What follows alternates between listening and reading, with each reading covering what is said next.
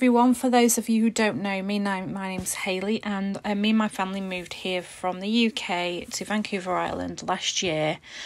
We have come over through work sponsorship. I'm just going to go through with you today a little bit more information about where you can find different routes, different links, and how we did this, because we did this totally, through self-taught. So here's a few things that we're going to look at today. With PR routes, I'm only going to cover a couple of them because these are the ones that we've looked at ourselves. So this is the International Experience Visa. You would get the IEC if you're the ages of 18 to 30. Now, I do have a friend that goes in more specifically what the IEC is, and I will link her in. So with this, you need a valid passport. You need around $2,500 Canadian dollars in your bank as proof of funds when you land. You need health insurance to cover the duration of your stay, or that is the length of the visa they will give you. If you only do 2 months or 3 months even of medical insurance, that's all you'll get. You'll get a 3 months visa. So you need to get that 2 years. There are some links again that I'm going to pop in for companies that are really, really good and really well priced, like True Traveller. You'll need to not be inadmissible in Canada. Again, I'll link in where you can go find out the information on that, and it's more about your any criminality or anything like that you've got in your past. And obviously be able to demonstrate you have funds for a return ticket and be able to pay those visas. So if you're looking at doing the IEC, go to see Louise. This is her. I'll link her in. She's fantastic. She's basically documented everything from the very beginning of her journey all the way through to her getting PR.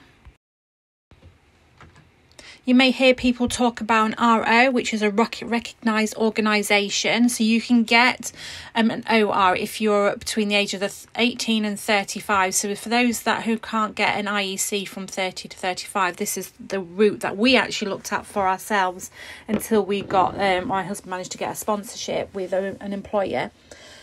So for this, bear with me, let me get to the right page. So this, as it says, you've got to be 18 to 30. You would go through like BUNAC again, I'll link them through, and you would pay them to get this recognised organisational letter, which will then allow you to apply through the IEC, and it guarantees you to have that 2-year work permit. The next option we looked at, if we couldn't get anything else at the very beginning of our journey, was studying.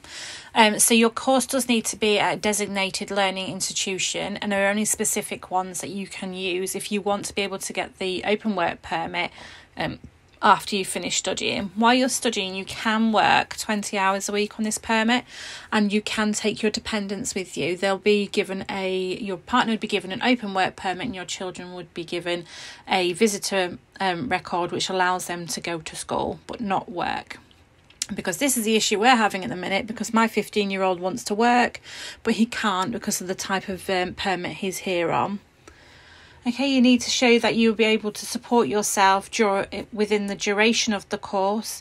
There is no age limit, so this is great for those older people that would like to find a way to come over to Canada. Full details can be found on the website. Another wonderful YouTuber is a friend of mine. She's come over on a study visa with her husband and son. She's vlogged her whole entire journey and still doing so now. So please go check her out if this is the route that you're looking at. Even if you're not, she's got some really good, interesting information about some of the trips that she's done as well. So this is the one that I get asked the most about, because this is how we got here. We got here with the LMIA, which is job sponsorship. It's not the easiest thing in the world to attain.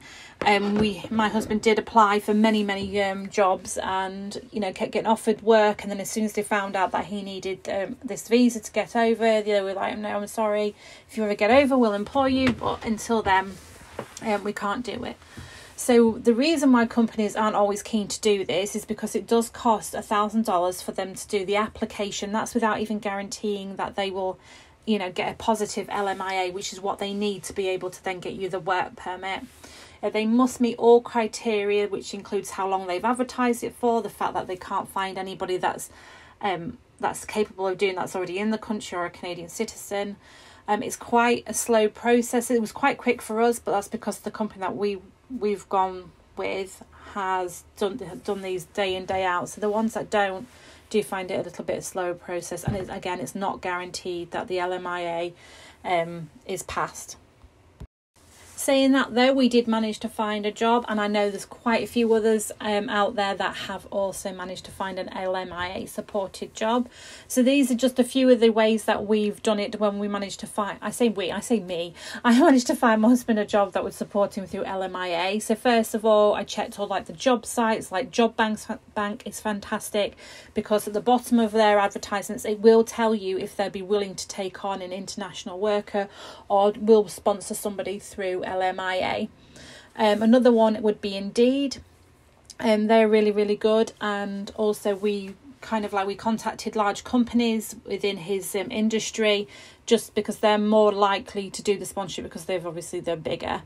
Then we've got LinkedIn. Now LinkedIn is how I managed to get Nathan noticed with the company he works for. He does work for an absolute massive company. They have 16 branches across Canada and 10 in the US, so they are really, really big. And then also talk to expats like myself, like other people that you see have got LMIA jobs. Not everybody will give you the information because obviously they're going through the process, and it's very, very competitive. But once people like myself and my husband and people like that have gone through it, they are more willing to talk to you about the company that they're using and maybe even recommend you. If you're interested in seeing how this process went for us, please join me on my channel. I have documented the journey from the very, very beginning. We started out in 2020 when we decided that we wanted to make the move in October. It was very, very quick for us because by the time the following October last year, we were actually over here living here. So as I said, we've documented it. I've come over with 3 children. I've got a 15-year-old, a 12-year-old and a 6-year-old. And we also came with 2 dogs. So everything is absolutely documented. I am going through tweaking some of those videos, but it's very, very relevant for lots of people. Now this is where we are now. We're currently starting our PR process. We have looked at different routes. We were going to go and do the express entry federal skills, but obviously they haven't been pulled for over a year and a half at this point. We then looked at doing CEC because obviously after we've been here a year, we can apply through the Canadian experience class. But again, they haven't been pulled since last September. They have said that they will start pulling these again this year, but we're just trying to find a quicker route. So at the minute we're going through PNP, BCPNP. We were hoping for TR to PR, which is temporary worker to permanent resident, but it's not looking like that's going to come about. This is something that they put on last year and we were hoping for it to come back this year, but there's a possibility that it's not. So we are preparing for BCPNP. There are other routes, but they are specific to provinces, so you'd better off going on the provinces' websites and just seeing what other options that they have. Like I said, this video is not to tell you what you need to do. This is just to tell you the routes that we've looked at and the information that I picked up along the way. So I'm just trying to help you get started with your research and trying to look into things for yourself before you having to maybe go with an immigration consultant, because it can be complex, but once you know where you're going, it becomes super, super easy. Everything I know, I've learned myself by doing the research and putting the legwork in. So we did look at the Federal Skills Workers EE and the express entry, but for this, as I said, it hasn't been drawn for a year and a half, so we kind of poo-pooed the idea. Ideally, you need to aim for around 470 CRS points. There is a calculator you can go and look on, and I do suggest maybe for the IELTS part of it, you put 7s as just like a midstream, just so that if you get less than that or you don't get higher than that, then at least you know some sort of base points and what you need to work towards. It does tend to be easier for those under 30, because once you hit 30, you do lose 5 points for every year you're over that. Although where I'm 38 and my husband's 33, so he would be the lead if we'd gone this way because he's younger than I am. You then have to make sure that you're eligible and on the knock list, have a good financial record and a clean police record, and then obviously do your English tests. Yes, you still have to do them. You also have to have a certain amount of funds depending how many people in your party will be going over. So that is something else that you'd have to look at. As I said, this is a very brief video, just trying to point you in the right direction of what you have to go away and look at and research. So the other thing that we thought of going for was the CEC, the Canadian Experience class, because after you've had a year in skilled work, you can apply for this, and it tends to pull through lower express entry points, so you don't have to have as high. You do need to have done your English test for this, so if you're going for a NOC 0, then you need to have a benchmark of 7. If it's an A or B, it just needs to be a benchmark of an average of 5. You need to have gained your work experience by working in Canada while under a temporary resident status with authorization to work. You can't just come here and work without a permit and then expect to get PR. It doesn't work like that, unfortunately. Again, the routes haven't been pulled since 2021. In September 2021, but they are due to resume again this year. So this is where we're at now. We're looking at a provincial nomination programme. Now we live in British Columbia, so we will be doing the BCPNP. There obviously every province has their own, so you just need to go and have a look at the criteria for it. Now most of them do work on a points base within that PNP to see if you get pulled or selected for the PNP before you are then pulled for PR. There is so much information out there, and it is completely based on experience. I'm not an immigration consultant. I'm not qualified, so all I can do is give you my experience of what I've learned and what we are doing. So because once he's worked here a year, we're going to go for the BCPNP. This then would give us a 600 points to put towards whatever points that we would get in an EE pool, which pretty much guarantees that we would then get pulled for PR, or be able to apply for an invitation to apply for PR. Obviously then you have to go through all the checks and security and background and things like that. But this is the option that we've decided to go for. It gives us this. PNPs are being pulled usually twice a month, or every other week. I think it is. I can't keep up with it. So this is the option that we're going down. Now you can apply for PNP while you're still in the UK. I do believe it's slower. I think it's around about 2 years. But once you've got your invitation to apply, you can actually get a work permit, which would allow you to come over here while you're waiting for your application to be approved. So I hope that's helped some of you guys that are kind of just starting out on your journey and just not knowing where to start, because I know it's daunting. There's a lot of information. It can blow your brain a little bit, but I really do hope that this has kind of helped you. I will include all the links in the comments. I've got my Insta, so you can message me directly on Insta. And then I've also got a new Facebook page.